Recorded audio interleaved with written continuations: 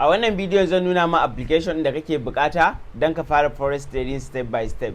Za mu yi magana akan application guda uku, yadda ake amfani da su, da yadda za ka ɗauko su, da hanyoyin da za ka buka seta su domin ka fara forex trading kai tsaye. Na farko akwai wanda ake cewa MetaTrader 5. Na gaya muku already ana amfani da ita ne domin a shiga trade da ita ko a fita daga trade. Ka ringa operating duk wani app da yake wannan real account din naka ko demo account, ta yanzu za ka ringa sarrafa komai. Wannan ya ce ma trading view shine wanda ake analyzing din kasuwa, ka gano wannan kasuwa uptrend za ta tafi ko downtrend, zai baka damar ka gane direction din market kafin ka je ka shiga wannan kasuwar. Sai kuma abu na uku wanda ake cewa forex broker. Menene shi kan forex broker din? Na ga yan forex broker su ne kamar middleman ko ce muku dillalai a kasuwan forex, wanda ta hannunsu za ka samu kai deposit din kuɗin ka. Bayan ka linkin ɗinta da Meta5 za ka iya zuwa kai business da wannan kuɗin naka. Duk abin da ka samu za ka samu riban ka ne akan wannan broker din naka, za ka samu damar withdraw ta broker, saboda haka kuma za ka iya samun damar yin deposit din kuɗin ka ta cikin wannan broker din. So idan yau ne farkon fara zuwa channel din nan naka, suna na BYB Forex, inda wannan channel din muke koya mutane forex trading step by step, wanda wannan shine lecture na 6. Zaka iya zuwa kalli previous lecture din mu domin kai ma ka samu ilimi akan forex trading. Mu shiga cikin MetaTrader 5, mu yi downloading dinta, mu seta ta, kuma mu ga yadda ake amfani da ita, yadda ake bude demo account, da yadda zaka fara buying da selling a cikin wannan kasuwar. Yanzu kai tsaye ba mu je cikin App Store din mu. In Android ce daga sai ka shiga cikin Play Store, sai ka sa MT5. Wannan MT5 din MetaTrader 5 duk abu ɗaya ne. Sai ka zaɓi na farko ko na biyu, duk wanda ya nuna ma kawai kana buƙatan ka ɗauko wannan application ne. Baka buƙatan ka je ka ɗauko wasu tarkace da zaka rikita kanka. Iya MetaTrader 5 din yanzu muka ce a ɗauko. So ba mu ɗauko application ɗin kamar yadda kuke gani, yanzu zai sauka da mu buɗe shi. Wannan tun ana kun gani yanayin yadda suka ba misalai. Za ka iya adding currency pairs ɗinka kala-kala. Bayan kai currency pairs za ka iya shiga trading da ita, za ka iya ganin profit ɗinka, ga inda za ka iya ganin inda aka closing position da opening position, ga nan za ka samu duk wani categories akan abubuwan da suke da shi. So idan ka je ka ɗauko MetaTrader 5 ɗinka kamar haka, za ka iya zuwa ta kan wayanka ka buɗe shi. Zai nuna ma kamar haka. Abin da kake bukata yanzu, za mu fara buɗe demo account, sai mu nuna yadda za mu yi amfani da wannan MetaTrader 5 ɗin. So abu na farko ina so ka gane nan ƙasa shine zai baka damar kai adin wajen currency pair, nan shine wajen chart, wannan zai nuna ma irin running trade ɗinka, wannan zai nuna ma history trade ɗinka, nan kuma shine hanyar da aka bi domin kai linkin account ɗinka, real account ɗinka ko demo account ɗinka da MetaTrader 5. So kai tsaye ba mu zo mu opening account, kamar yadda kuke gani ga inda aka sa trade account. So za ka taɓa trade account, nan in ka zo za ka taɓa ga wannan plus sign ɗin ko kuma wannan, da abu ɗaya ne, amma mu yanzu ba mu taɓa wannan. So muna taɓa kun ga yadda nuna mana, nan zai iya baka damar ka buɗe demo account ɗinka na wannan broker ɗin na MetaTrader 5 automatically. So za mu zo mu taɓa gashi nan yana kan demo. In kana da account za ka iya login, in kuma creating sabo kake so ka yi, sai ka zo ka taɓa wajen nan, ba nuna muku shi nan wajen. Kana taɓawa zai nuna ma inda aka shigar da bayananka. Yanzu a nan misali ba mu ce BYB Forex shine su, ko kuma ba mu sa BYB, ba mu sa forex a nan, inda akwai first name akwai last name, sai kuma shekaran da aka haife ni. So ba mu musa haka. Sai ka zo ka sa date of birth ɗinka, sai nan wajen ka zo ka sa number wayanka 081, ba kawai mu sa kowace number ne. Sai nan wajen ka zo, sorry, sai ya zama na valid number ashe.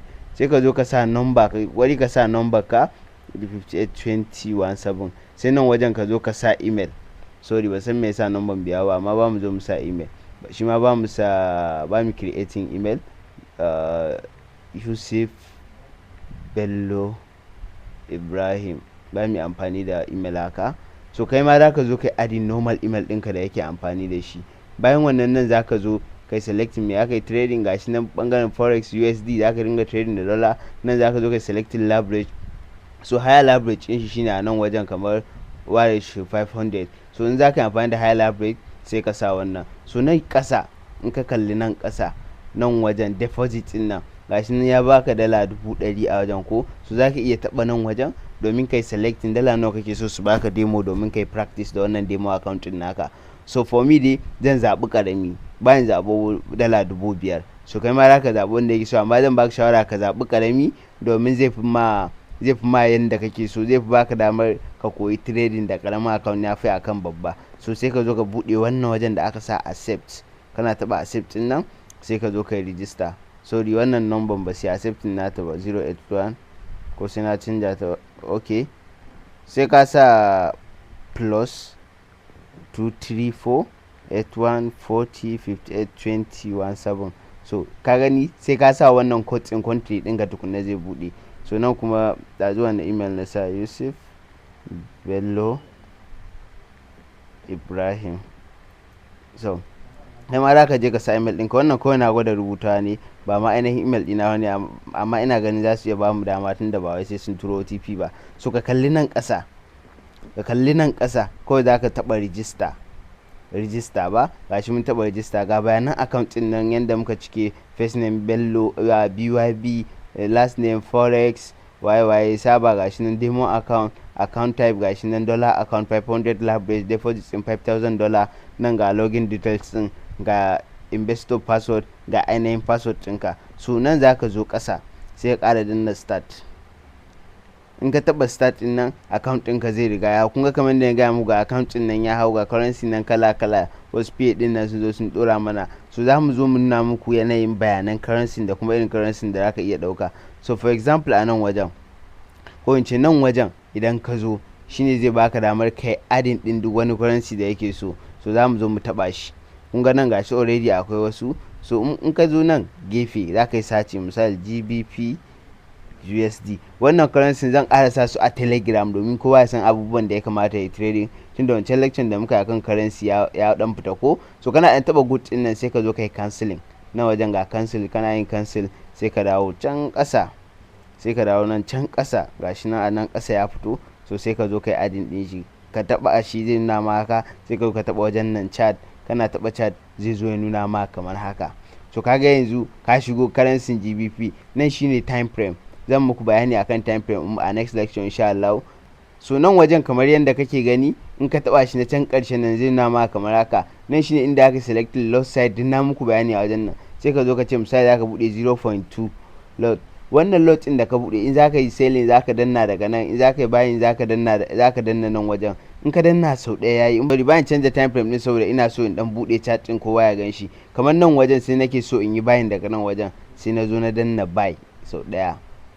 Kun gani sai kai accepting, kana yin accepting, buy ɗinka za ta fito in ka danna sau ɗaya. So kaga wannan buy ɗin da kai, kana buƙatan ka saita TP, ka saita SL, inda zaka ɗau riba da inda misali in kasuwa ta zo kana asara za ta cire ka. Nan na gaya muku nan shine inda aka ga ainihin history trade ɗinka ko. So ba mu taɓa shi. Kaga yanzu trade ɗin da muka ɗauka gashi yana ba mu 0.10 cent, yana ba mu riba kaɗan ko. So haka man asara yake baka, zaka ga yayi ja. So yanzu kai tsaye ba mu zo mu nuna yanda ake sa TP. In ka zo ka taɓa wannan layin da na nuna ma, kana taɓa shi sau ɗaya, gashi nan ya nuna ma SL, gashi nan ya nuna ma TP shine ɗaukar riba. Sai ka zo ka sa shi, inda market ta zo nan wajen, misali inda ta zo nan wajen kawai automatic za ka samu riba. To ta yaya za ka kai? Sai ka zo ka taɓa wannan wajen domin ka buɗe ka gani gaba ɗaya, sai ka danna modify ɗin nan, sai ka danna modify, kawai zai hau automatic. Ko kuma ka zo ka taɓa wajen nan, da abu ɗaya ne, sai ka zo ka danna modify,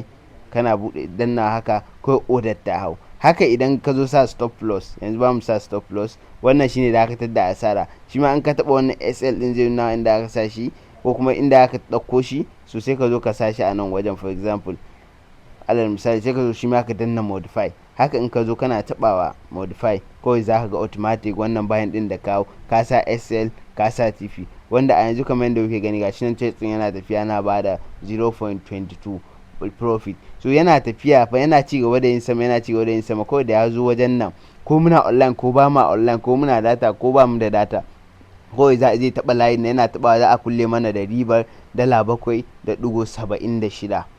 ka gani wannan? Ka kula ga points din, pipet din da na muku magana gashi nan mun samu zai zama pipet 370 da wani abu. Kaga in ka lissafa pipet 10 shine yake zama pips daya, kaga nan pipet 300 da wani abu zai kama pips 37 kenan. Very simple and easy. Nan wajen kuma idan market ta dawo ta against din mu, muna asara, ba wai sai ta kuna wannan kudin ba, za mu tukunna za mu bar kasuwa ba. Tana zuwa wannan layin, kawai za a cire mu da wannan asara, ko ta ci gaba da karewa mun bara mu ƙara wata asara bayan wannan. So me muka yi riskin? Kaga minus $3, idan ta zo wajen kawai za mu rasa $3 ne da digo 6.4 shine iya abin da za mu yi loss. Wannan kaga kenan in ta yi sama za mu samu profit, in ta yi ƙasa za mu samu loss yayin da muka yi buying.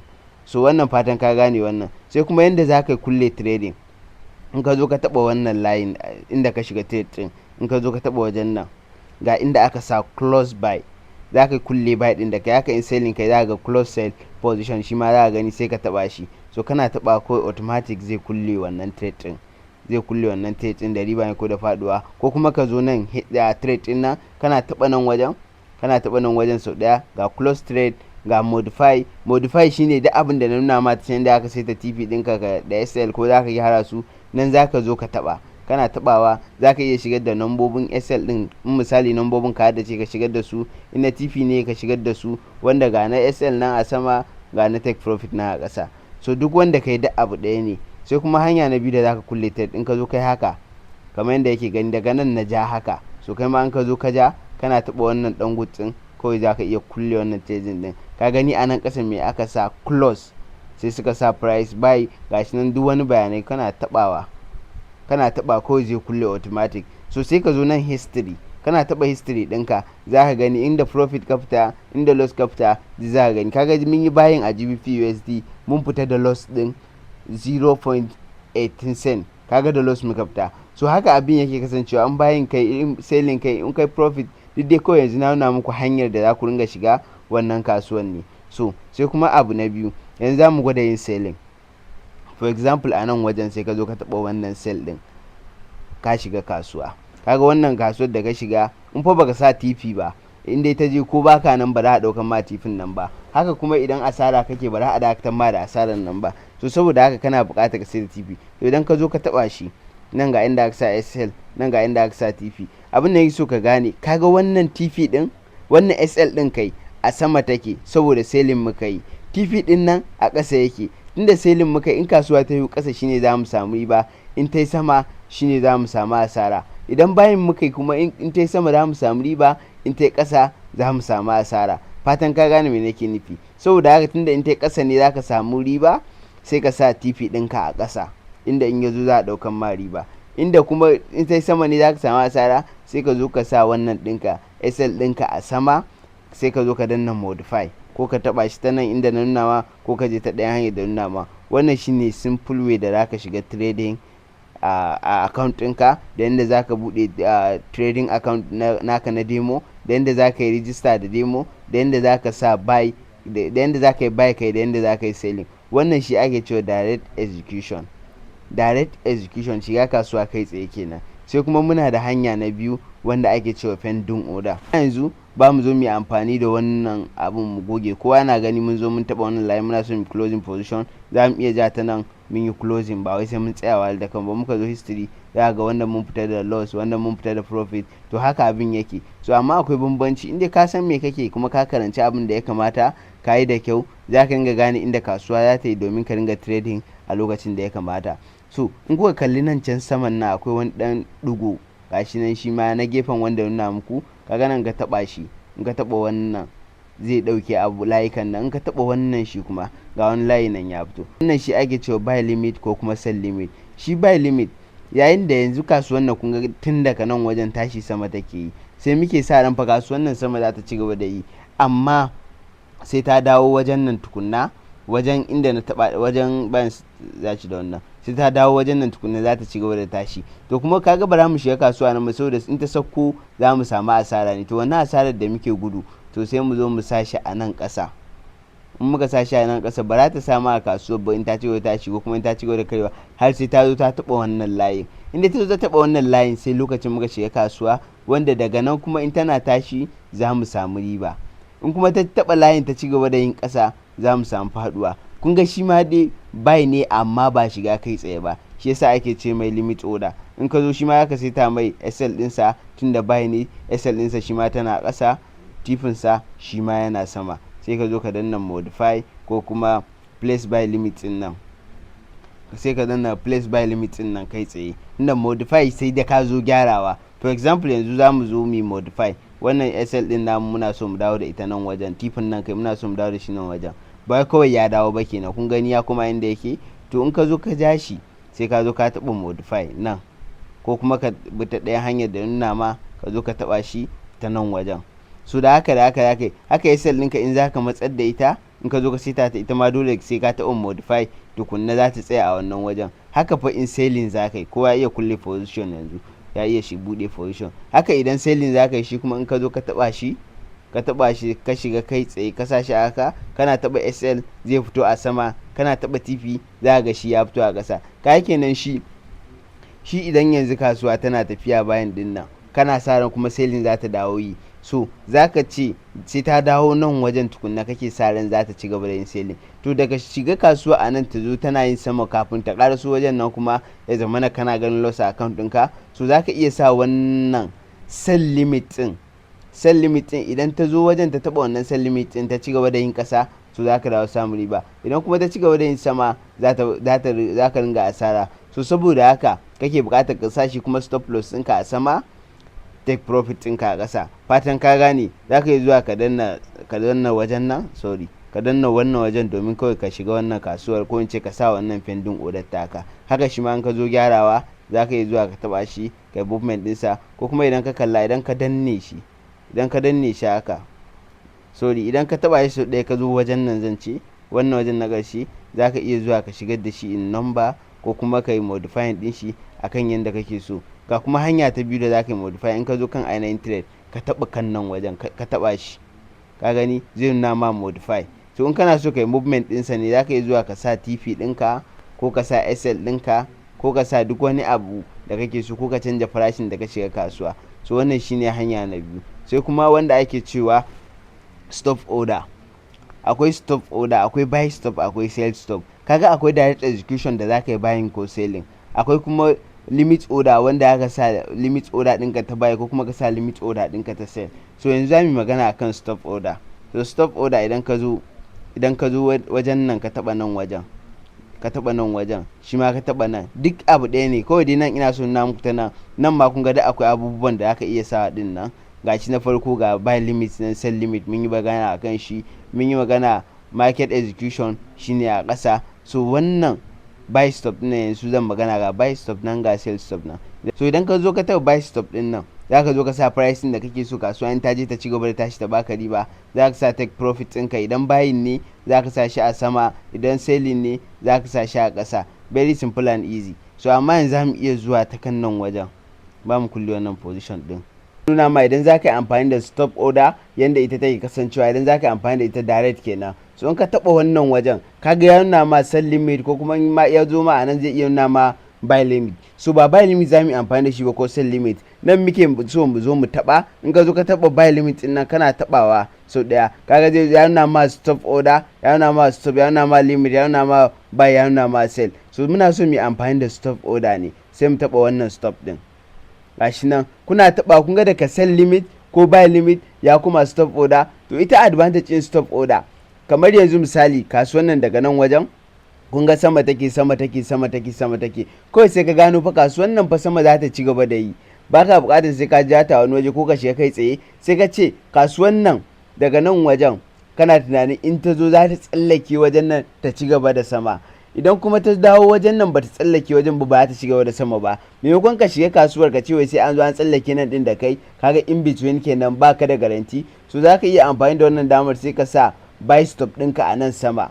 Gashi na ya koma buy stop, bayan ka sita mai loss side ɗinka, tun daga sai irin yadda aka sita loss side. To daga nan market da ta tashi ta zo tana tafiya sama sosai, tana wuce wannan wajen, tana wuce wannan layin, kawai za a saka a cikin ribar wannan direction din. Amma kuma idan ta taɓo shi ba ta ci gaba da sama, ba ta ci gaba da yin ƙasa, za ka ɗau loss definitely. So yanzu abin da yake so gane yanda ake sa mai TP, duk wata buy fa ana sa SL ɗinta ne a ƙasa, ana sa TP ɗinta ne a sama. Sai ka zo ka seta, sai ka taɓa modify, ok, sai ka taɓa, tunda nan kai tsaye za ka sa, sai ka zo ka taɓa shi. To kana sawa za ka ga yayi don, alamu ne na ya hau. Haka idan selling kake expecting market za ta ci gaba da yin selling, ba mu goge, kana expecting market za ta ci gaba da selling, in ka zo ka taɓa nan ɗin again, sai ka zo ka taɓa nan buy stop ɗinka, ko ma mai nuna sai ka taɓa shi sau ɗaya, sai ka zo ka taɓa stop order, ko kuma in canjawa za ka yi zuwa limit order zuwa waye. In ka zo ka taɓa haka, kana ɗauko wannan abin da kake gani, kana dawo da shi ƙasa, da kanshi zai koma sell stop.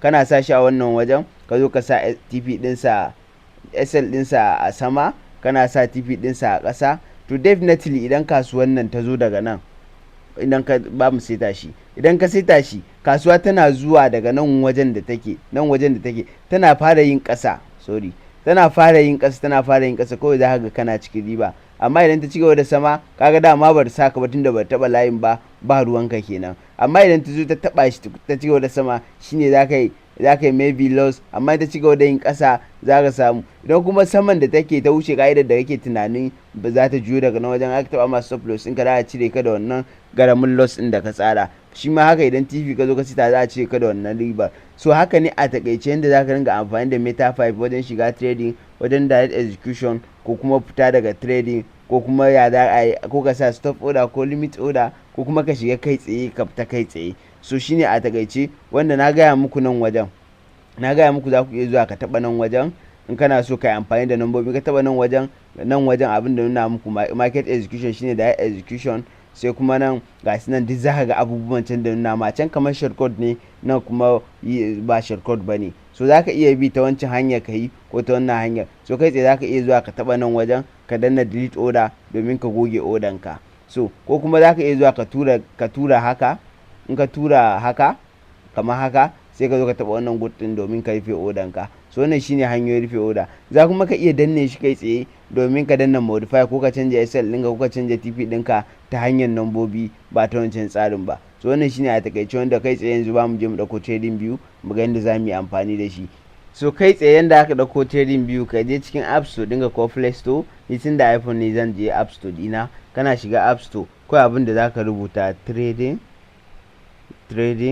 view, sai ka da rubuta VIEW, maybe ma su nuno ma shi, ka gan shi na a sama, kana taba shi kawai zai bude ma kamar haka. Wannan na farko dinnan shine abin da ake cewa trading view.